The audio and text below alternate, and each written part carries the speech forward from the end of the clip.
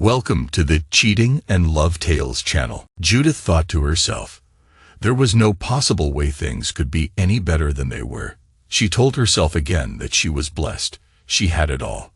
She paused in her activities to look at herself in the full-length mirror mounted to the back of the door to her closet. She saw a tall woman with blonde hair just touching her shoulders, eyes somewhere between light green and gray, and a body in great condition. She touched her hair, smoothing back a few wayward wisps, and smiled. Yes, she was still quite good-looking for a woman in her 40s.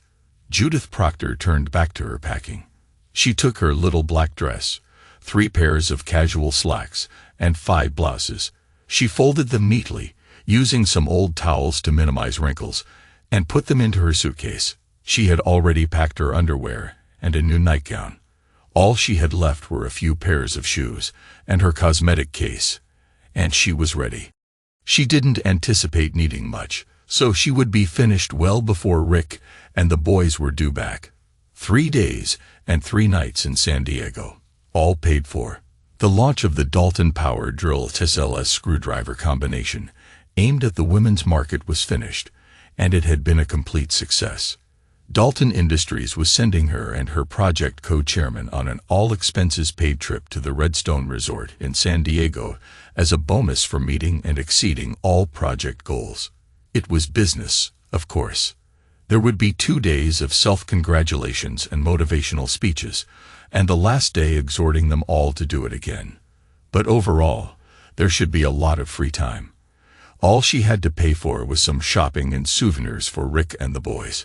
She wanted to get something extra nice for Rick for being so understanding about this trip. She had been a little afraid to mention it to him when the opportunity presented itself at work. Judith was one of the top designers for Casual Creations, a company that took consignments from other companies that wanted to market a particular product. Casual Creations designed the product styling within the design framework, created the packaging, and scheduled the advertising. They could take a product from inception all the way through launch, with each department doing its part in the overall scheme. Judith was a packaging specialist, her forte being the graphics and pictorial presentation. She was very good at it, and well paid for this product. In addition to her usual work, she had also offered a contemporary design that the company loved. This project was especially interesting to her, and she had spent many long hours perfecting it. When she proposed it to Rick, he was pleased that the company would do this for her but wasn't thrilled about her being gone for that long. After all, he pointed out, she had spent many evenings away from home working on the same project that now wanted to send her away again for 3 days. She had patiently worked on his sense of fairness to convince him that she had earned this by working hard and wanted to do this. Eventually, he gave in, though not without some reluctance. As she thought about it, she was surprised at how easily he had given in. She had expected days of complaining and whining, but he only protested for a couple of hours before conceding. She closed her suitcase, checked the locks to be sure they were set, and pocketed the key. She picked up the bag and went downstairs to check on dinner. She had fixed a pot roast with baby potatoes and carrots, and had baked a coconut cream pie that she bought frozen as she was never very good at pastries. She wanted to set a nice table tonight before she had to leave for the airport. Rick had said they could eat at 5:30 rather than their normal 6:15 to give her time to spend with them before they left. She saw that everything was right on schedule.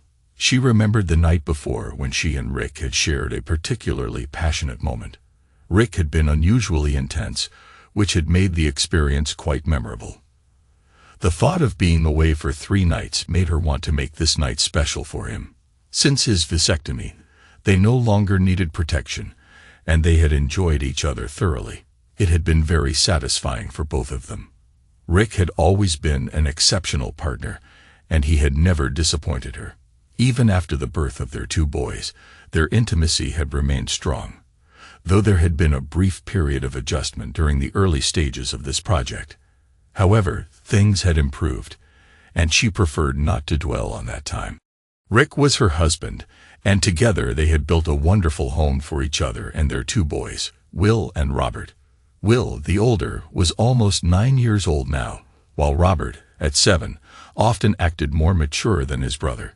Will was the carefree one, and Robert was more serious.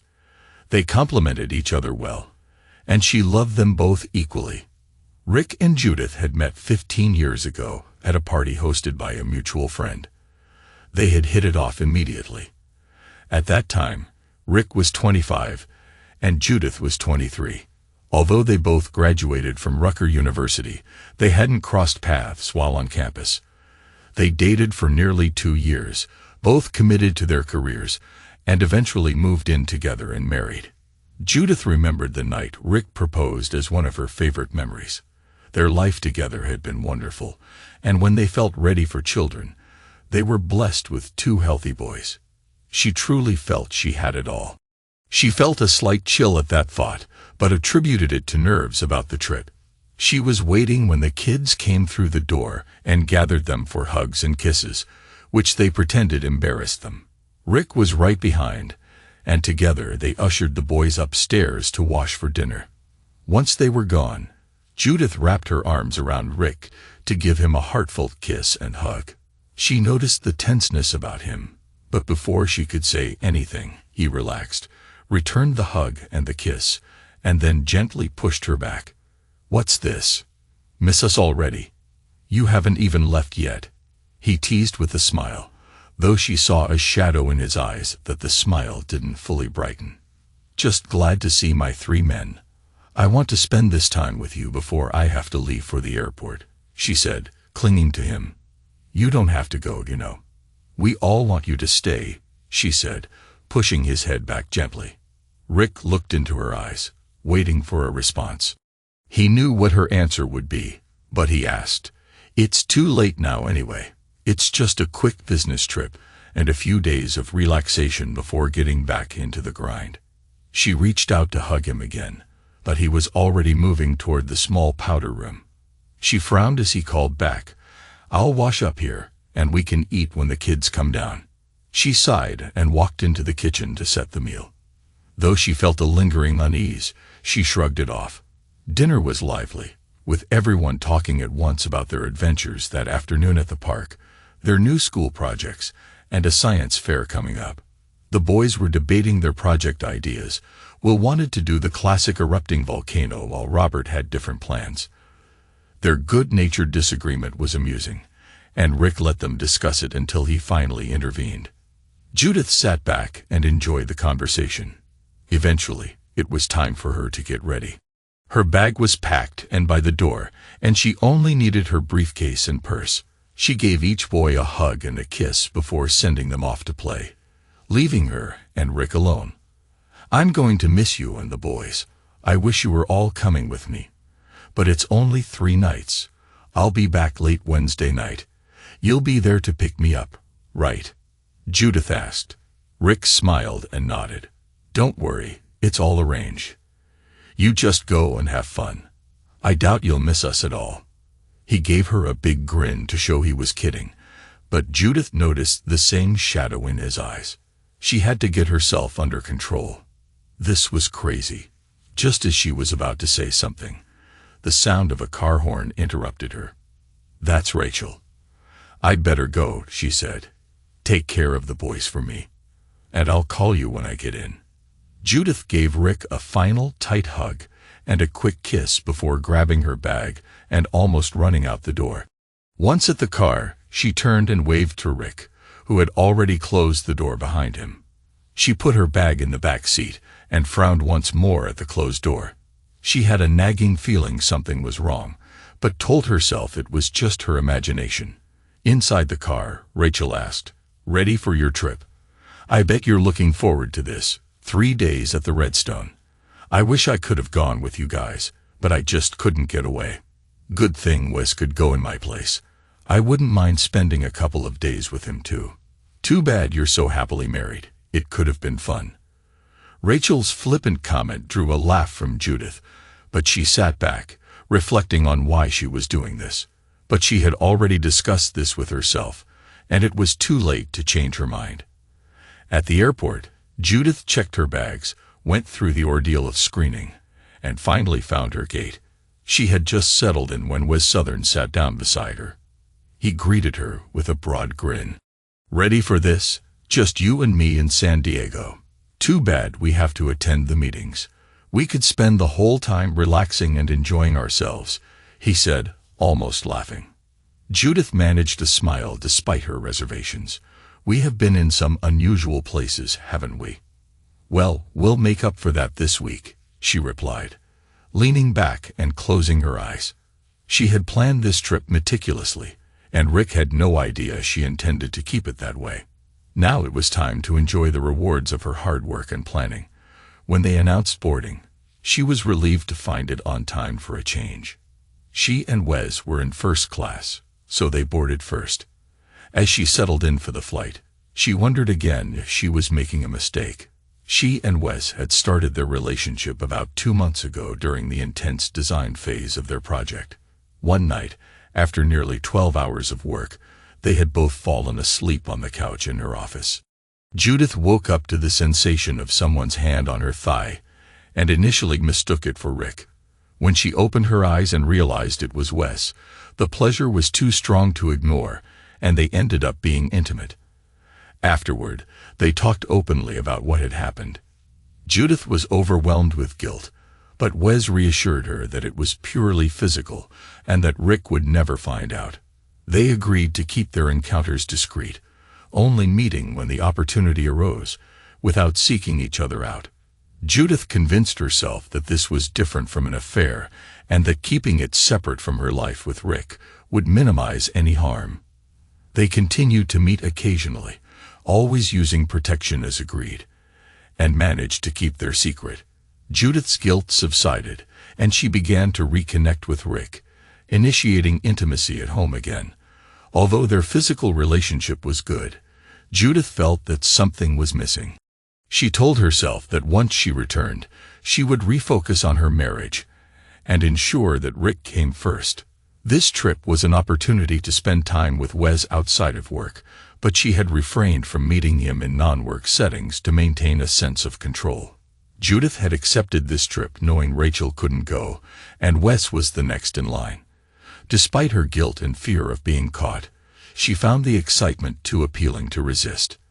Additionally, she and Rick had been more intimate lately and had started to explore new aspects of their relationship, which Judith found justifiable.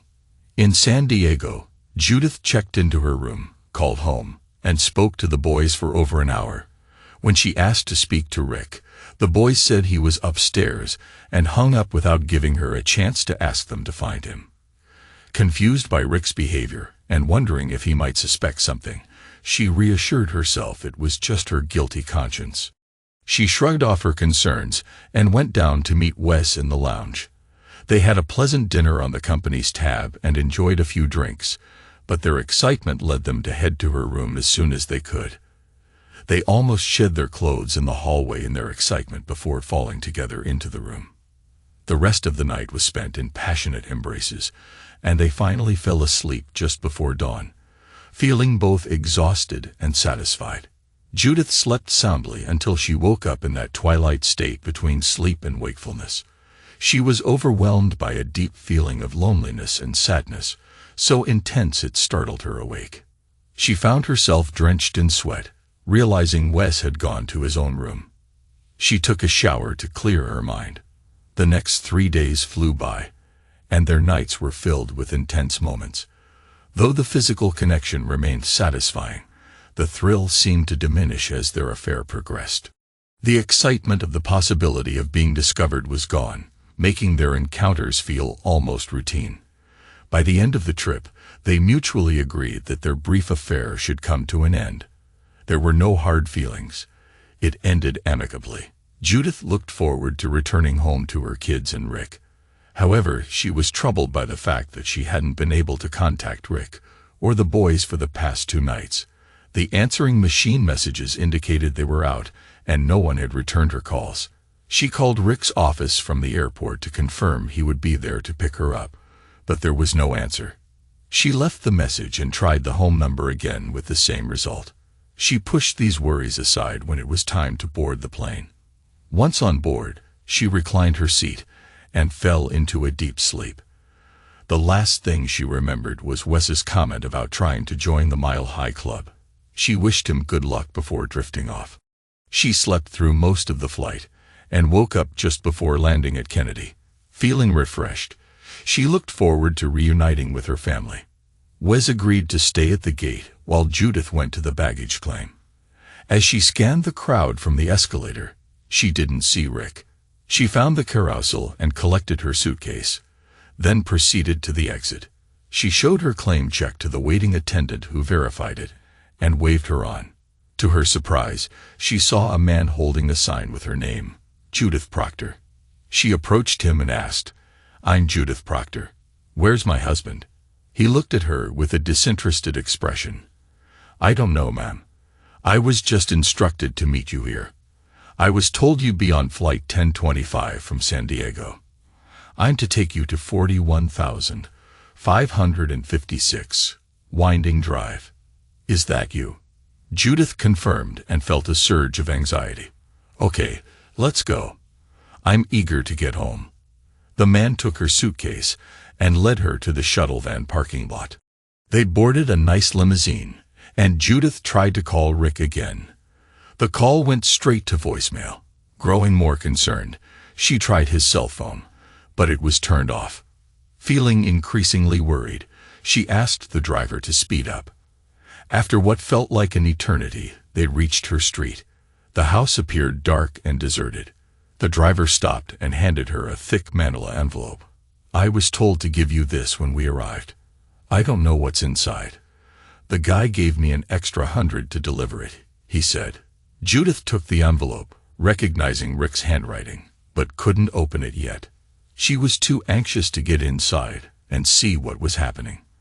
As she waited for the driver to retrieve her bag from the trunk, she shifted nervously from foot to foot. She grabbed the envelope and rushed into the house, her stomach churning with anxiety. She was terrified about what had happened to her husband or one of the boys. "Please, let it not be anything serious," she prayed. Inside, the house was as quiet as she had feared. The only lights on were the night light over the stove and the hall light, which they always left on for the boys in case they woke during the night. Judith checked downstairs and then ran upstairs, looking through each room. It was empty. When she entered their bedroom, everything seemed normal at first glance. But then she noticed that the door to Rick's closet was open, a door he always closed. She walked over and opened it further, only to find that his clothes were gone. Rick had taken everything. With a sinking feeling in her stomach, she moved slowly to the boys' room. The twin beds were made, their computers were missing, their favorite posters were gone from the walls, and the drawers in their dressers were empty. They were gone too. She ran downstairs to look for a note or letter, and then remembered the manila envelope. She found it lying on the table beside her purse. She turned on the overhead light and tore it open. Overwhelmed by the weight of what she saw, she sat down hard on a chair, her heart sinking. The envelope contained another envelope addressed to her, some photographs, a report from a company called Spaulding Investigations, and a document labeled Decree for Dissolution of Marriage. She screamed, her voice echoing her despair. The documents and photographs scattered across the kitchen floor as she threw them in frustration. She cried uncontrollably, her heart pounding and making it difficult to breathe. "No, please God. No, not this. Please give me another chance," she pleaded through her sobs. In her anguish, she began throwing dishes and glasses, desperate to express her grief. She continued until exhaustion overtook her, and she must have finally passed out. When she awoke, the early morning sun was streaming through the kitchen window, warming her face. She pushed herself up from the chair and shuffled through the debris to gather the contents of the envelope. The photographs were the first thing she saw. One showed her sitting on Wes's lap, with her skirt raised. Another depicted them in a more intimate position on the couch. The last photo showed Wes's head in a position that made her stomach churn. She had to rush to the sink, sickened by the images. After washing her face and mouth, she returned to her chair. She pushed the remaining pictures aside, not wanting to see more. Then she turned to the report, scanning the first few pages. It detailed times, dates, and references to the photos, documenting her infidelity. She put it down, not having the energy to read more. The legal document was thick and formal-looking. Though she knew she should read the divorce terms, she was too exhausted and overwhelmed. The tears made it difficult to read, and she felt that there should be more to signify the end of their 15-year marriage. Finally, she remembered the envelope with a small kernel of hope. She tore it open and found a few pages written in Rick's handwriting. She wiped her eyes and began to read. Judith, by now you know that the boys and I are gone. I took only our clothes, some of their more important things, and my belongings from the den. I have a small 2-bedroom apartment for the 3 of us until we settle all our affairs. I should have said divide our assets. I've known about your affair with Wes Southern for some time. Want to know how I found out? I came to your office one evening after you called to say you had to work late. The boys thought you might enjoy a milkshake, so we stopped and got an extra one for you. The boys stayed in the car while I went up to your office. Pete, the guard, let me in when I showed him the milkshake. As I approached, I heard sounds that suggested you were with someone. I peeked through the door and saw you and Wes in a compromising position on the couch in your office. Thank God the boys had stayed in the car. I didn't enjoy watching, so I left, taking the milkshake with me. The boys and I went home and watched TV until you arrived. That was the night I told you I had a bad headache. You probably don't remember, but it was the first time you and Wes were together. She remembered it clearly and felt ironic guilt. She had been so consumed with guilt she wondered how she would face Wes, but when she walked in the door, he told her how sick he was, and she was relieved she didn't have to confront him. She had said a small prayer of thanks. She continued reading. I hired a private investigator, and you have his report now. He was a very nice man, and was apologetic when he gave me the final report. We were both hoping this was a one-time mistake, but it wasn't. He installed a camera in your office when I copied your office key, the one you keep under the key ring. He said it made it easy for him. I have to admit, you really got into it with Wes.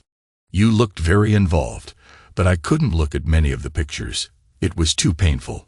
When you mentioned the trip, and how excited you were, I agreed, knowing it would give me time to move our stuff out without you knowing. I didn't initially understand why you wanted to go so badly, but after making a few calls to your office, I learned that Wes was going with you. That was one of the lies you told me. You said it was just you and a couple of others, but it was actually just you and Wes. I bet you had a good time without worrying about getting caught.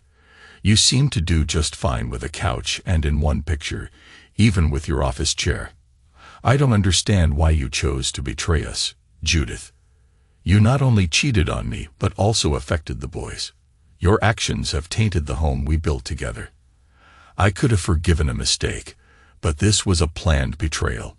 When I promised to love, honor, and cherish, I meant it. Apparently, you didn't. My lawyer will contact you tomorrow to work out visitation and custody. You love the boys, and I know you should be their primary caregiver, even though you are breaking their hearts now, and will continue to do so as they grow older and understand what you did. I intend to let you keep the house, so they won't have to move to a strange place. Seeing the pictures and what you did with him, my love for you has died. We have nothing more to discuss, so I won't be contacting you directly. I hope it was worth it to you, Judith. I'm sorry that what we shared wasn't enough for you. Now she understood the cold shivers and the anxiety she felt before. It was her conscience trying to warn her, and she should have listened. But it was too late. Rick was gone, and she had thrown it all away. Years passed, and both Judith and Rick moved on with their lives, finding success in their careers. Judith sat in her own company office, a business she built through hard work.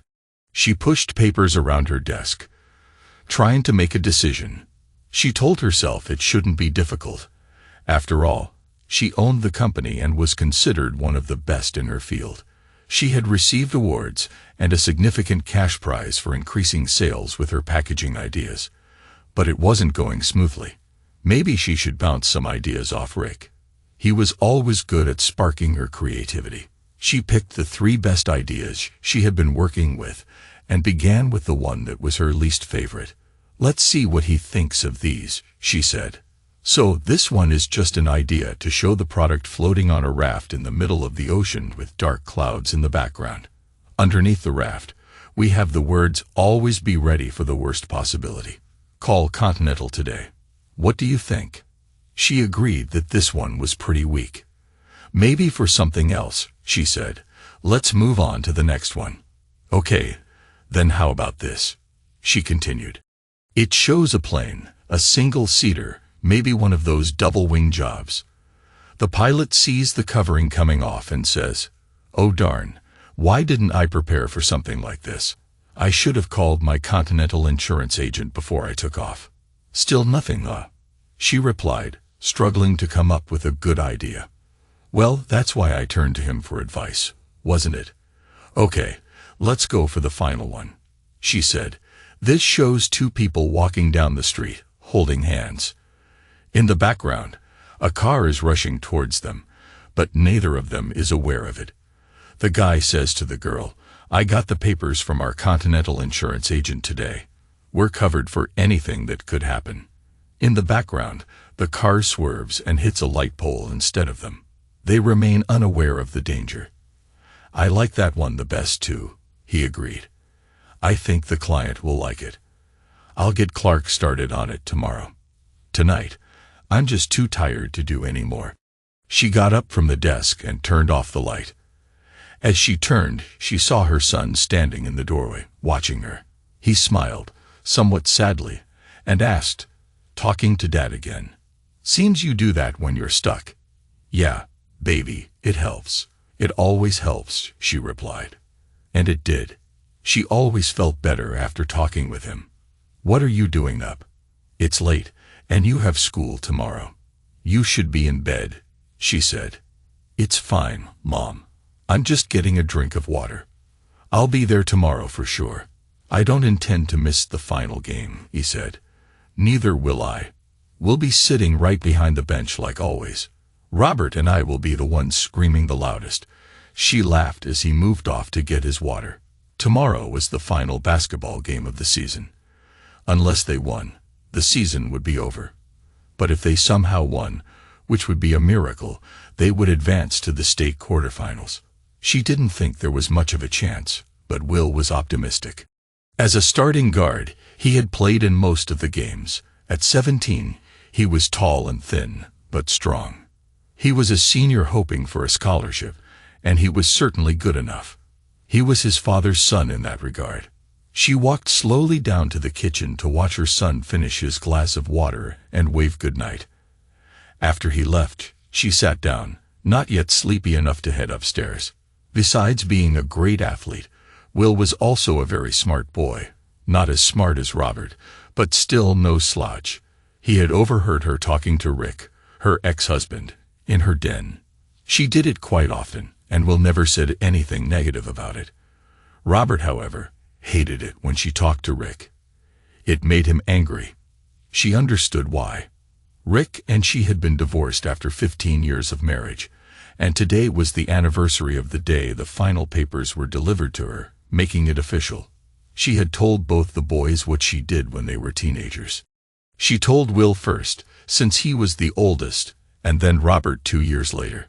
Both took it hard, and she had some dark days afterward. But they came to forgive her, and life went on. They were a little more subdued around her for a time, but she gave them their space, and continued to be there for them. They eventually remembered it was their father she had cheated on, not them. During that difficult period, Rick never used her depression or her actions as a reason to take the boys away. After he left, he reconsidered and gave her full custody during the divorce. He wanted unlimited visitation, and she agreed without reservation because having the boys was all she had left. She needed them more than they needed her. They had it hard during her depression, but she never neglected them. When things got too bad, Rick would take them, but she always came back for them.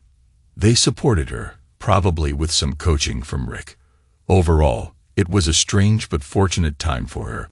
The boys grew up learning to cope with serious problems at home and became strong, confident individuals. She was proud of them and who they had become. She never asked them what Rick said when they informed him of their situation. Rick and she rarely spoke except to deal with problems about the boys or to make plans for their futures. Both of them did quite well financially, so there was never any issue with alimony or child support.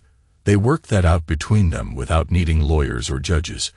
Once their divorce was final, they began to establish methods of mutual support, which became a habit over the years.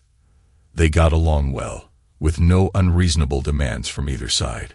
It was comfortable between them now after several hard and bitter years. She didn't believe he had forgiven her, but he no longer seemed to harbor resentment, which was a blessing for her. Why did she talk to him even though he wasn't there? Because she never stopped loving him or relying on him for support when she was troubled. The fact that he wasn't physically present wasn't much of a hindrance to her. She could see him as clearly as if he were there, hear his comments, and knew what he would say back to her. She could carry on a conversation with him without a hitch, and always felt better after speaking with him. She turned to him whenever she was in trouble or had a problem she couldn't solve on her own. She never made a business decision until she had talked to him. Even her sons thought she was a bit eccentric, but it was enough to keep her sane and ward off the deep depression she faced. The first 2 years after their divorce were especially tough. Rick was so distant and unwilling to communicate or let her explain her actions. She didn't even fully understand herself, but she wanted to try to explain. Rick let his lawyer handle everything, and when she made it difficult, Rick threatened through his lawyer to alter the divorce terms and seek custody of the boys. She reluctantly agreed to his demands. She began to struggle almost immediately after the divorce was finalized, feeling herself drifting away with no way to stop it. She continued to work at her job, the only thing she had besides her boys now that Rick was gone. Even though Wes was still in the picture, they had no contact by mutual agreement. Unfortunately, Wes spoke to some of his friends about their past, which, rather than being a badge of honor for him, became her downfall. Her reputation shifted from that of a dedicated professional to someone who was perceived as having used her personal life to advance in her career. Angry and alone with Rick gone, she buried herself in work, trying to disprove those rumors. She spoke to no one and kept to herself during the divorce process. After the divorce was final, one of her colleagues asked her out. She initially refused, but eventually agreed. They went out, and she drank too much, trying to get through a difficult evening. When they left the lounge, he drove her to his place. Their encounter was brief and unsatisfying. She told herself it would serve Rick right if she had some fun, but it was over quickly. He drove her home, and no words were exchanged. She wanted to prove to Rick that she didn't need him, but the experience left her feeling empty and uncertain about whether she wanted to repeat it. She declined several more invitations, but eventually decided to try again, hoping for a better experience. They went out to dinner and then to a lounge with dancing. The evening started well, but she drank too much again and began to lose her inhibitions. They danced several fast and slow dances. He suggested they leave, and she agreed. Unfortunately, their time together was again short-lived and unsatisfying. He drove her home without even getting out of the car. This pattern continued until one night she woke up on the living room floor, feeling disoriented and ashamed. Her clothes were disheveled, and she couldn't remember the details of the evening. She had a vague sense that there might have been another person involved. Feeling devastated, she stumbled to the bathroom, overwhelmed with shock and regret. She spent the rest of that night and the following day in a state of distress, questioning why she was putting herself through this. As she sobered up and reflected, the initial feelings were ones of shame and disgust. What had she become? Who was she punishing, and what about her boys? Thankfully, they were with their father for the weekend. Once her stomach settled enough to let her move, she got up and cleaned herself up. She went into the office Rick had set up in the house and found an old phone book. She called a doctor and made an appointment as soon as possible. Her next call was to resign from her position, aiming to put that part of her life behind her. She had to find a way to return to some semblance of normalcy and move on with her life. Her 2 sons were the only things keeping her going at that time, but they were both in school 5 days a week, leaving her alone. She almost did something foolish a couple of times, but somehow she didn't. That was a miracle in itself. Just before she lost her children and her sanity, she pulled herself together long enough to see a therapist. Her doctor recommended Cheryl Hopkins, and she helped her by putting her on medication and staying close until she could grasp life again. First just by her fingertips, then clawing with both hands to find a stronger hold. Eventually, she pulled herself up completely, reclaiming her life with Cheryl's help. Through their sessions, she finally understood what led her to her actions.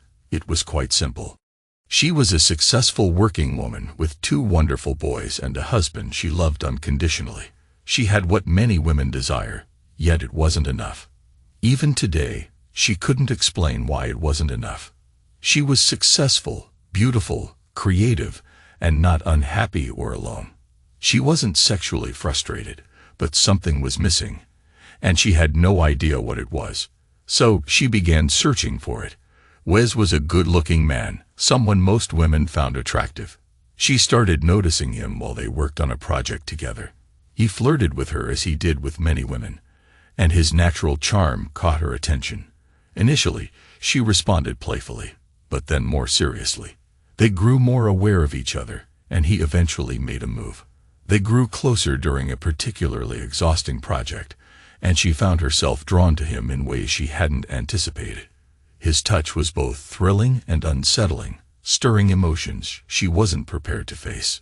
She tried to distance herself, but a few days later, in a moment of weakness, she gave in to the attraction. From that point on, they met in secret, and their connection deepened. The excitement of something forbidden overpowered her guilt and filled a void she didn't fully understand. Their relationship continued for 3 months, culminating in a trip to San Diego where they spent several days together. But in the end, it wasn't enough to save her marriage. At work, she kept going, but without much direction. Her position was secure, though it felt precarious given the circumstances. Wes held a higher role, and while she had some leverage, she didn't want to make waves as long as they let her be. She made poor choices afterward, going out with people who were aware of her situation and didn't have her best interests at heart. She allowed it, thinking she could rediscover something of herself, but it was a misguided attempt to escape the emptiness she felt. It was a mistake, and the encounters were nothing more than quick, meaningless interactions where she ended up lying and feeling empty. She was using them in a desperate attempt to escape the numbness that had taken over her life, but it was all in vain. The following morning, after that dreadful night when she couldn't even recall what had happened, she called her doctor. That marked the beginning of her slow, difficult climb out of depression. Cheryl was determined and wouldn't let her slip back down. She was unwavering in her support. It took nearly 2 years, but her treatment was effective. Even now, she continued to see her occasionally. During that period, she quit her job and distanced herself from those old connections. She had no desire to return to that environment. Once she had completed her recovery, which was appropriate for that time, she needed to find a new job. Rick had provided enough financial stability that she didn't have to work, and he continued to maintain the insurance for them. She had enough for the essentials, food, utilities, and the boys' needs. But for her own sanity, she needed a job. Returning to her old company was not an option. She was skilled in graphic design and packaging design, and she knew many people in that field. While her old company was one of the top in the industry, they often turned down smaller projects, which she was capable of handling on her own. So she decided to give it a try. She obtained a business license and started her own small company, operating from home. She named it J. Proctor Packaging Concepts. She advertised online and through word of mouth to some of her former contacts. She also borrowed some money from the bank, using the house as collateral. Rick had given her the house in the divorce, so the boys could grow up in the only home they had ever known. They had significant equity in it, so she used some of that for a small loan to buy the equipment she needed for her business. A computer with advanced graphic capabilities, a large color copier, a drafting board, and a photo layout setup. She also acquired a system for cross-comparing multiple media, allowing her to transfer the best images to film for printing and modification. At the time, Will had just turned 13 and Robert was 11. They were a great help, giving her time in the evenings to work while they watched television, played games, and kept themselves occupied. Since they were too young to go out alone, it was an ideal situation. They compromised.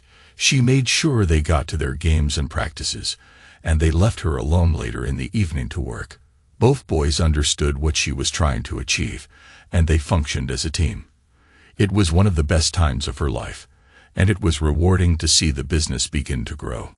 Initially, she only received a few referrals from former colleagues, but it was a start. After losing the first 2 accounts she pursued, she secured the third one and was officially in business. As the year progressed, her business took off. She had to hire a receptionist to handle phone and internet inquiries, a draftsman for the large board work, a color artist for filling in details, and a salesperson. Although she was capable of handling all tasks, she realized she couldn't do it alone. She set up a small office at the back of the house, which kept her close to home. This setup worked well, and she gradually took on more business over the next 2 years. Her reputation grew, and her financial success allowed her to pay off her loan and all her bills. 2 years later, Will was 17, Robert was almost 16, and she had just turned 48. Her business was thriving, and she had 12 employees. She decided to keep her company small, focusing on high-quality work for clients who wanted the best. Her team was exceptional, and their solid reputation translated into profits. She was well off now, and her boys had everything they needed. She increasingly relied less on Rick, who agreed to deposit his support payments into a bank account for the boys' college fund. Will, aiming for a basketball scholarship, had already been accepted into Ohio State for the fall. Robert, with his academic prowess, was expected to secure a scholarship when the time came. Both boys were popular in school, with Will involved in a serious relationship and Robert starting to navigate romantic interests. As for her, her business success introduced her to many social circles. She was well known, invited to important parties, and had numerous friends across various walks of life. She was frequently featured in the social sections of newspapers. However, there was one thing missing. She didn't date. Since Rick left, she hadn't been on a date or had any romantic interest. Although men reached out to her, expressing interest at parties and social events, she wasn't interested in them. Her friends encouraged her to consider dating one of the many wealthy single men she knew, but her focus remained on one man, who was no longer available. It might sound strange, but after Rick left her in such a dramatic fashion, while she was on a 3-day trip with Wes, her lover at the time, she was left reeling. They had spent the trip together, and she had told Rick it was a business trip, but she hadn't mentioned Wes. Rick was already aware of Wes and had everything documented. She was the typical cheating spouse, believing she was smarter than her partner and that nothing would come of it. She had no idea that consequences were not just for other people, but for her as well. Ironically, that trip with Wes made her realize that she was done with cheating and lying. She found herself thinking about Rick constantly, and by the end of those 3 days, she had recommitted herself to her marriage. But Rick had other plans. He left her with pictures of what she had become, divorce papers, and a letter clearly stating that their marriage was over. His letter was blunt and to the point, and she deserved everything he said and did. She was guilty and had no defense. This led to a period of depression and a challenging journey to rebuild herself, which took 2 years of her life. The business she built for herself and her boys took another 5 years, bringing her to this point. Throughout that time, she considered herself a married woman and vowed to keep the promise she made to herself on that plane trip home from San Diego. She promised to rededicate herself to Rick and her marriage. Even though Rick left and her marriage ended, she was determined to honor her promise. Though it might have been too late, her pride wasn't ready to let go. During that period, she met many interesting men. She found herself daydreaming about a few, and had several vivid dreams involving them. It was quite enjoyable, and she occasionally indulged in some self-care during the nights when her boys were staying over at friends' houses, although she might have started with thoughts of these men. By the time she reached a moment of satisfaction, it was Rick who filled her mind. It's fascinating how life's circumstances can lead to such contradictions. One night, while cheering for Will at a game, he and his team achieved a significant upset, making it to the state quarterfinals. Will and Robert were ecstatic, and she was a proud mother, glowing with pride as they celebrated with Will's teammates at their house. The party was a success, with several parents volunteering as chaperones, and the night went off without a hitch. The following day, she learned about the upcoming schedule for the regionals, which would require some time off from work. She made the necessary arrangements, ensuring everything was in place. While she was working on the schedule in the kitchen, the phone rang. She answered without checking the caller ID. "Hello, this is Judith Proctor," she said, balancing the phone on her shoulder as she continued with her chart. "Hi Judith, it's me, Rick," came a voice that was smooth and familiar, one she heard in her mind often. "Yes, Rick, I recognize your voice. It's good to hear from you. It's been a few months, hasn't it? Last time was to arrange Will's birthday present. How have you been?" "Good, very good. I was wondering, Judith, do you have plans for the regionals? I know when it's being held, but not the details. I won't see the boys next week, and would like to make arrangements to see we'll play."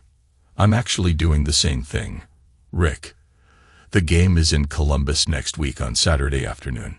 We will travel with the team on the bus, but Robert and I are driving down Friday afternoon.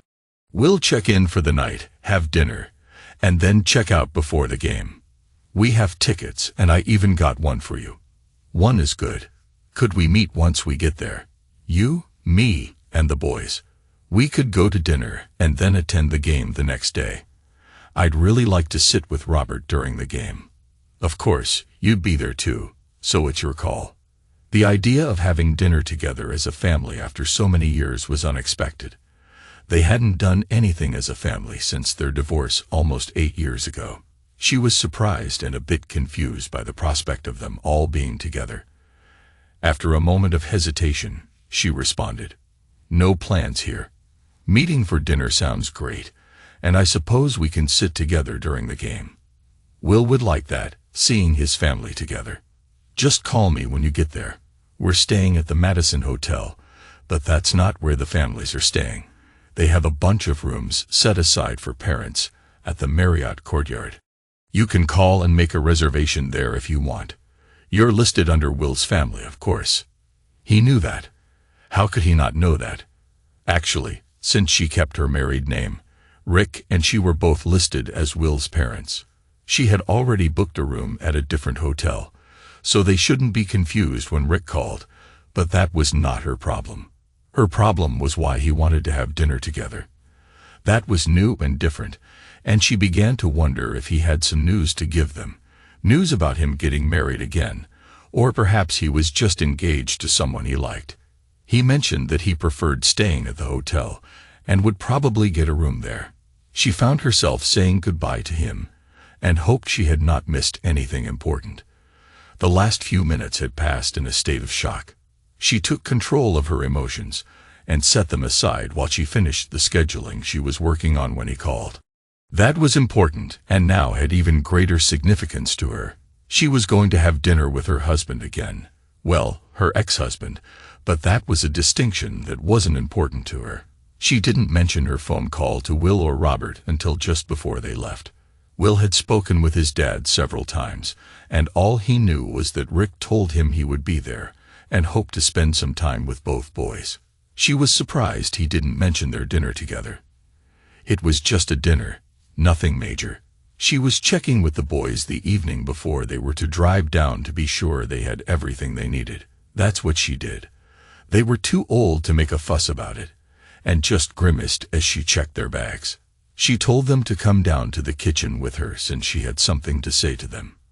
As they took their customary seats at the table, she placed a piece of apple pie in front of them with a glass of milk. Both boys loved her apple pie, and she had made this one just that afternoon. She had taken off work early to do that chore and to get herself ready for the drive down. Not that she was worried about the drive. She was a nervous wreck, but not about the drive. "Boys, I have something to tell you," she said. "Will, Robert, the three of us are having dinner with your father. We are going to be together for dinner the night before the big game." Rick called and asked if we could have dinner together, and I said yes. She waited for their comments and was surprised when neither boy said anything. They continued to eat their pie without comment. She was taken aback by their attitude, but after a few seconds, it occurred to her that they just took it for granted that they would be together for something this big. How they could simply accept it was a shock to her. To her, this was a huge thing. She hadn't been together with Rick for so many years that she saw it as a major event in her life. Apparently, it wasn't as big of a deal for them. Well, I guess it is a big deal for me. I haven't had dinner with Rick for almost 8 years now. He wants us to get together, and I am excited. I'm sorry for making a big deal out of it. No, Mom, it is a big deal, and we know it. Dad asked us if it was okay with us if he came to dinner with you and us. We said yes. Will was smiling at her as he gave her this bit of information. He seemed to think it was amusing. "Well, why didn't you mention it to me before? I felt like such a fool." "You never make a fool out of yourself, Mom. You are the coolest mom we know. The team thinks you're great as well." We told Dad that, and he agreed with us and said he was looking forward to being together again. He thought it would be great if we could all get along. She listened to them, and they had fun with the secret and how she had made it such a big thing. They were excited as well, and underneath the fun and teasing, she could sense a feeling of excitement in their voices. This was a big deal to them as well. She began to wonder what was coming. And as she wondered, the possibilities were many and not all of them pleasant. She cleaned up the kitchen afterward and spent the remainder of the evening thinking about what Rick was up to. She finished packing and took everything out to the car and loaded the trunk. She was nervous now, more so since their teasing. She tried to be positive, but the one thing that kept coming back to her was that Rick had finally found someone he was serious about and wanted to tell them all at the same time. He would use the dinner as the opportunity to get them all in one place, and then lay it on her. That seemed to her to be the most likely scenario. She knew that Rick dated and had at least 2 serious relationships. The first one was 4 years ago, with a woman named Leslie Wells. She was beautiful and financially well off too. They dated for over a year, and she heard that they were engaged to be married. Rick mentioned her to her once when they were meeting to discuss college plans for Will. He didn't give her any details, but he did say things were moving along quite fast. She didn't dwell on it, as the whole conversation made her feel deeply troubled. She didn't let Rick see the pain she was in and left as soon as possible. Somehow, their relationship encountered difficulties, and they broke up. She was relieved for herself, but felt sad for Rick. The second serious relationship happened a year and a half ago with a younger woman named Jen Chambers, who was at least 10 years younger than Rick.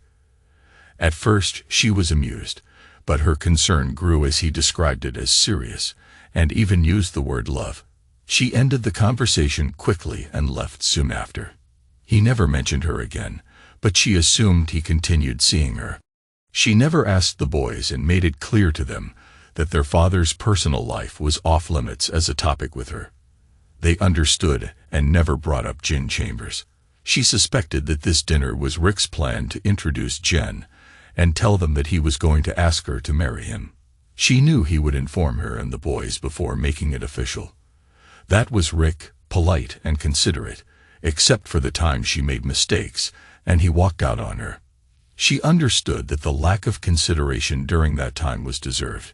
She had made mistakes, and she paid for them. The following day was warm and bright, and they left on time for the drive to Columbus for the quarterfinals. Will was on the bus with his teammates while Robert and she drove in their car. It was a 4-hour drive, and she wanted to get there early to have time to shower, freshen up, and dress for their dinner. Although Rick had broken her heart, she wanted him to see what he had left behind 8 years ago. She had a new dress, new shoes, new black lace undergarments, and a beautiful necklace with a diamond pendant, paired with matching earrings and the perfume he had bought her for their anniversary. She planned to look as elegant and attractive as possible. The cosmetic surgery she had 2 years ago had minimized her wrinkles, and her regular gym workouts kept her fit. They arrived at the hotel and checked into their rooms. She let Robert have a separate room, but explained that he would need to share it with his brother. He seemed pleased and took his carry-all to unpack and change. They planned to eat at 6:30, but Rick hadn't called yet, so their plans were flexible. They decided to walk over to the parking area to see if the bus had arrived. They should have beaten it by more than an hour, so they might see it arrive. Robert led the way while she looked around the lobby and the adjacent shops. Many of them were within walking distance, and there were several nearby restaurants. The bus arrived soon after, and they saw Will get off before he noticed them. Jill, his girlfriend, walked up to him and hugged him. He smiled at her, leaned down for a kiss, and said something to her. She nodded and rejoined her friends. Will then spotted them and jogged over to meet them. They took him back to the room to change. Robert took him up to their room, and she left them alone to browse the gift shop windows and people watch. She enjoyed wondering about the people around her and where they were going. She sat down and had been enjoying herself for several minutes when she saw Rick come in. It was both a shock and a thrill to see him again after several months. She didn't get up or acknowledge him. He checked in efficiently and then turned away to find the elevators. She watched him walk away, and memories of what they once had flooded back. She felt a warm sensation as she remembered their past together. Despite the time that had passed, her thoughts of Rick still evoked strong feelings. She let him go up and then followed, heading to her room to start getting ready and to wait for his call. She wanted to ensure she was prepared when he did. Later, after finishing her makeup and hair, she walked into the adjoining room where Will and Robert were talking about the game and Will's plans. Will was trying to stay calm, but his excitement was evident. She listened to them and felt immense pride in the young men she had raised. They were gentlemen, and she was so proud of both of them. They were already dressed for the evening in clean shirts and pressed jeans. Okay, so she had pressed their jeans. She went back into her room through the connecting door, almost ready. She wanted to put on her dress at the last moment to avoid any wrinkles. For her, she wanted to be as perfect as possible this evening. As she was putting on her necklace and earrings, the phone rang. She picked up on the second ring to hear Rick's voice asking if they were ready. She told him they'd be down in 5 minutes and hung up. She began to panic. Oh God, what had I gotten myself into? Rick and she were going to be at a table together for more than just a conference about their son's affairs. She wasn't sure if she could even do this. She was already a nervous wreck and hadn't even left the room. She called out to the boys through the door and told them they were heading to the lobby to meet their father. Will and Robert came into her room, looked at her, and the way she was dressed. She held her breath until they whistled and said, "Wow, Mom, you look great." Even though they were her sons, she needed to hear those words from anyone, even them. She fought back tears and simply smiled at them. Before he could move, she hugged Will tightly and kissed him on the forehead. He pretended to resist but whispered, "Go for it, Mom. Go for it." With those words, her fears fell away. She decided she would enjoy the evening with 3 good-looking men and let the consequences take care of themselves. She was going to have fun. She opened the door, waved her 2 companions out, and shut the door behind her. She put her arms through each of her sons, and together they walked down the hall to the elevator. After a short ride, they exited arm in arm and went in search of her ex.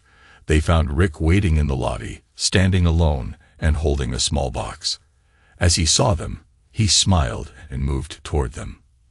They met in the middle of the lobby, looking like a regular family, husband, wife, and two handsome boys. She felt strange for a moment until Rick started to talk. "Judith, you look amazing. You are absolutely beautiful." He was staring, and she was pleased to note that the effort seemed well worth it. She smiled back, a blush staining her cheeks. "Thank you, Rick. You look nice as well." That was all she could manage, but it was enough to break the ice. Rick looked her over, and the blush spread. She enjoyed the attention even if the thrill was not something typically discussed in polite company. He turned to Robert and placed a hand on his shoulder. "Hi, son. You look presentable for a change. I hardly recognized you without your Buckeye shirt." Then he turned to Will. Instead of a fatherly pat on the shoulder, Rick reached out to shake Will's hand firmly. They looked into each other's eyes for a brief second, sharing a thought between them. Rick then held out the small box. "Before we go to dinner, I want to give you something, Will. This was mine and was given to me by my father when I went off to college. He told me I should pass it on to my own son when the time was right. I think tonight, before the big game, is the right time." He handed the box to Will, who took it and held it as if afraid to open it. Robert stood beside him, his feet tapping in anticipation. "Come on, Will, open it. What is it?" Will looked at his dad, then at her, and finally back at the box. He carefully opened it to reveal a gold pocket watch, its surface intricately engraved with vines and leaves, attached to a short chain with a fob at the end. As he lifted it out of the box, the gold shone brightly, and the chain dangled from his hand. He gazed at it, touched the top with his other hand, and gently pushed the cover open. Inside was a white face with golden numbers and black hands. The inside cover was mirror bright and smooth. She was moved by the sentiment attached from father to son. She was glad for Will to receive such a gift from his father. Robert was touched almost as much and showed no resentment toward such a meaningful gift being given to his older brother. Once again, pride in her sons took her breath away. A tear began to form in the corner of her eye, and she quickly brushed it away. "Well, can we go in and sit down? My legs don't seem to want to support me right now." She smiled to lighten the seriousness of her voice, but Rick seemed to understand. He moved toward her, took her arm, and led them into the restaurant. He had already made a reservation for the four of them. As they were shown to their table, Rick motioned for her to slide in first, and then moved to sit beside her. Will and Robert sat across from them, both looking pleased with something. She tried to maintain her composure with Rick sitting so close to her. Her breathing was a little erratic, but she managed to bring it under control and joined in the conversation that had started without her. Dinner was a very happy affair. The boys were ravenous, devouring huge double cheeseburgers with a big side of fries, while she had a salad and a chicken salad sandwich. Rick had a steak with a baked potato and mixed vegetables. They all had dessert, pie with ice cream for the boys and Rick, and a small dish of sorbet for her. After all, the dress was pretty tight to begin with, and she did all right, if she said so herself. She was sitting next to a man she had dreamed of many times over the past 8 years. Most of those dreams were quite vivid, making it hard to concentrate on the food. After dessert, the boys excused themselves to head back to the room. Will had a curfew, and the coach would call the room at 8 to check on him, but he wanted to see Jill until he had to check in. He wasn't going to miss that call. Robert would do whatever his brother asked him to do, so the two of them were fine. She watched them go with a smile. It occurred to her that she was alone with Rick for the first time in many years, and the idea didn't scare her as much as she thought it would. After all, what could she lose? She had lost Rick 8 years ago, and he was the only man she truly cared about. Rick called the waiter over and asked for coffee for himself. He looked at her, and she nodded to indicate that she would like a cup as well. She was enjoying his company and wanted it to continue. The coffee was perfect, something to do with her hands. Rick said nothing for a while, waiting for the coffee. She was content to sit in his company, just enjoying the companionship she had missed so much. She asked herself why they couldn't have parted at least as friends. She knew the answer. The pain she had caused him was too great to ignore and forgive. She understood that well. The coffee arrived. The waiter set the cups in front of them, poured the coffee, and after making sure they were okay, walked away. They were truly alone. She didn't know what to say and wondered if she should start the conversation.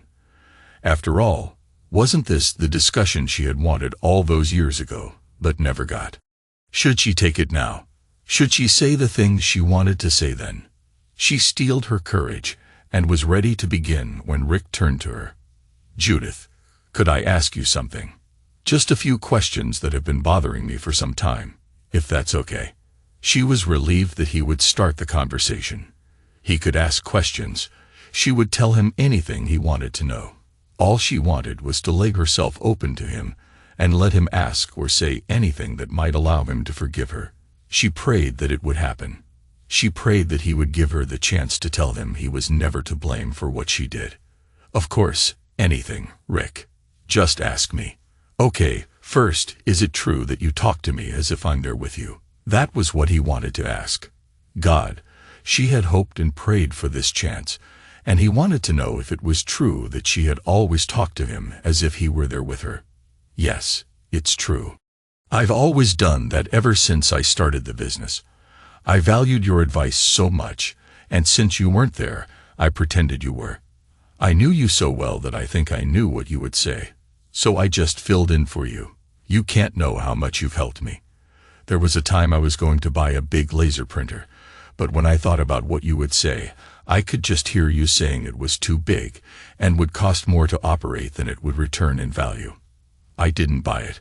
I bought a smaller one, which has been perfect for my business. Good advice. Why didn't you call me or ask my advice for real? Wouldn't that have made more sense?" Rick asked. "Rick, you made it clear that you wanted nothing to do with me. We both know why. So why would I call you to ask for your advice?" Rick looked at her for a moment, nodded in understanding, and then looked away.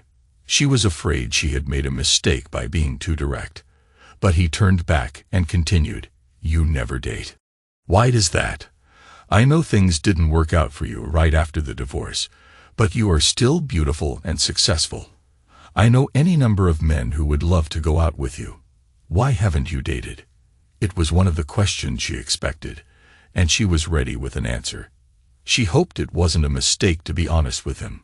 What did she have to lose? She had made a mistake 8 years ago, and paid a heavy price for it. She had no choice but to face that price. But one thing I learned from working with my therapist, Cheryl Hopkins, was that there was only one man for me, and that was you. I promised myself after working with Cheryl that I would be the perfect wife for you. She saw that Rick was going to object, so she quickly interrupted him. "Before you say anything, you have to understand something. I made that promise on the plane ride home from San Diego. Wes and I had already decided to end our affair, and I was ready to recommit to my marriage, and to you. I realize now that it was naive of me to assume I could just pick up where we left off as if nothing had happened, but nothing I did then was reasonable or fair or right. I messed up badly, and I know that now. I understand why I did it, but that doesn't justify it. It just allowed me to understand why and to make sure I would never do it again. Even though we are divorced, I promised, and I have to keep that promise. It's important to me, even if it's only to myself. So you see, to date would be to betray that promise. While I have seen some very appealing men who I would love to date, I can't. It would break my promise to myself. And here's a secret that the boys don't know. Sometimes I think of things I'd like to do with them. But when I do, guess who I end up dreaming about?" Rick looked puzzled and didn't respond. She smiled at him, waited a few seconds, and told him, "You. Even in my dreams, I can't cheat on you. I might imagine other men to start, but you're the one I end up with every time." She watched his reaction and couldn't help but laugh. It was amusing how he had no idea how to respond, and for the first time in 8 years, she felt at ease with him. It was refreshing to say something serious, funny, and even preposterous without fighting or arguing. It was just fun, and she realized she was genuinely enjoying herself. You don't even have to say anything. I just wanted to tell you that it's true, regardless of whether you believe me or not. I know my credibility might not be at the top of your list, she said. Rick shook his head, not quite sure how to process what she'd said. I'm not sure I know what you're saying, but that's fine. Another question, if you don't mind. What are your plans for the future if you don't date, and won't date another man?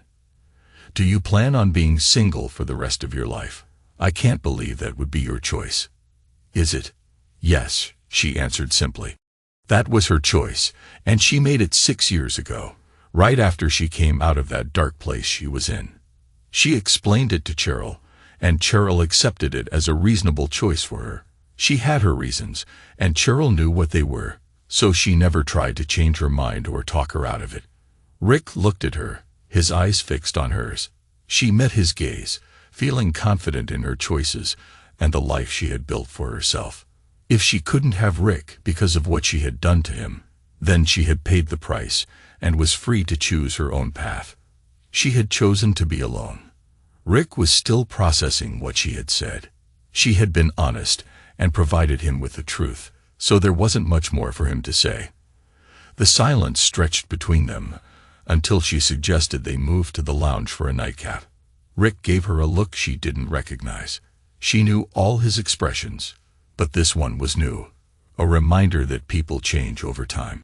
Rick slid out of the booth, extended his hand to help her up, and led her to the lounge. She followed, admiring him from behind. He really was a striking man. He stopped to pay the bill while she waited in the lobby, noticing some interested glances from other men. She was used to that kind of attention and ignored it, maintaining clear boundaries. No suggestive looks, no lowered eyes, no false signals. When Rick joined her, he took her arm gently and led her into the lounge. They were seated at a small table toward the back, and Rick chose to sit next to her rather than across from her. She was pleasantly surprised and showed it with a wide smile. He smiled back. Judith, I need to tell you something, Rick began. I've had a private detective check on you at different times over the last 3 years. I wanted to make sure that Will and Robert were not lying about how you lived. I never wanted to invade your privacy, but I was curious about your social life. Her smile faded at his words. She felt a surge of anger. After what had happened between them, and the way he had shut her out of his life, it seemed unfair for him to continue monitoring her behavior. Rick, after everything that happened, you had no right to investigate me. I never did anything like that to you. I kept my boys from discussing you or bringing any of your affairs into my home. I gave you your privacy. Why couldn't you do the same for me? Rick seemed to struggle with his response. I apologize. At first, I convinced myself it was to protect the boys, but I knew that wasn't entirely true. You were a great mother, and they told me so many times. I knew they adored you, and that you provided everything they needed to become the wonderful young men they are. Later, I told myself it was out of curiosity, wanting to understand how you lived without the constraints of our marriage. It was a shock to see that you weren't dating and only socialized with women or clients and their families. It drove me crazy trying to understand it. That's one reason I asked to join you tonight, and for the game tomorrow. I needed to see you again and see for myself that you are happy and content with your life. I believe you are. You may not believe it, but you're not the same person you were before. This is definitely an improvement. As Rick spoke, she listened and surprisingly believed what he was saying. The Rick she knew would never invade her privacy without a significant reason. Even now, he was looking out for her and their sons. Well, I guess you had a reason, but I would have appreciated it a lot more if you had simply asked me. We talked from time to time. You could have just asked. Would you have answered me truthfully? Yes, Rick, I would. This is me, the person I became 5 years ago. I'm not the same woman who cheated on you and caused you so much pain. I know who I am now. I understand what I did, and I've paid the price. What's the expression? Oh, right. I did the crime, and I did the time. It was a tough period for me, nearly 3 years of turmoil. First the divorce, then the aftermath, then the depression. But I picked myself up and moved on. So yes, I would have told you anything you wanted to know. In fact, I would have welcomed the chance to explain what happened and why I did what I did. I've always wanted to tell you 2 things. You were never at fault for anything I did, and I am truly sorry for my actions. Rick listened intently. When she said the final words, she noticed his eyes widening and a hint of moisture suggesting he was on the verge of tears. Rick had always been a strong, proud man, and seeing him so affected was difficult. She decided to give him space and excused herself to the restroom. Once inside, she allowed herself to cry briefly to relieve some of the stress, then compose herself. She washed her face, reapplied her lipstick, and used eye drops to reduce redness. She was ready to return to the table. Rick greeted her with a warm smile and a look of pride as she returned. He stood as a gentleman would, waiting for her to sit before he spoke. Thank you for giving me time to compose myself. You always did know me better than I knew myself. She smiled at him, touched by his words. I still do, Rick. I still love you. She braced herself for any possible negative reaction, ready for anger, pain, or even disgust. What Rick said next surprised her. I believe you, Judith. I truly do believe that you love me now, and that you loved me then. I never doubted your feelings. My decision to divorce you was not about believing you loved Wes more than me. It was about how deeply hurt I was by your betrayal. I tried to find a way forward, but when I learned about the trip to San Diego and the lies, it became clear that my love alone wasn't enough. I had to make the hardest decision of my life, to walk away. Even then, I never stopped loving you. I just couldn't forgive you or forget what had happened. As he spoke, her heart ached, not just for herself, but for him. She remembered the pain of being cast out, but she hadn't fully grasped the extent of his suffering until later, through introspection and therapy. She understood now that his pain was greater than any she had endured. Rick, please don't blame yourself. I understand why you couldn't forgive me, and I don't fault you for it. I know what I did, and I carry that shame. You've been fair to me over the years, cooperating with our sons and never holding my actions against me. I'm grateful for this chance to say what I needed to say. It's a gift I will cherish. Thank you. Rick looked at her with an expression she couldn't quite decipher, but it wasn't anger or resentment. She felt a sense of relief and hoped that perhaps they could move forward as friends. To steer the conversation to safer ground, she asked, "Tell me about Jen Chambers. The last I heard, things were getting serious between you two. Is she about to become the next Mrs. Proctor?" Her stomach flipped at the mention of Jen, but she thought opening the conversation about her might make Rick comfortable enough to discuss a potential marriage proposal. Rick's expression shifted to surprise. Perhaps he hadn't planned to bring her up, or maybe it was still too soon. He shook his head and replied, "I haven't seen Jen in almost 2 years. I'm surprised you even remember her. You mentioned that you thought you might actually love her the last time we talked about her. I thought marriage might be in the cards," she said. "You were quite taken with her. She was young and dynamic, and I thought you might be able to keep up with her. It didn't work out, though. I'm not seeing anyone now.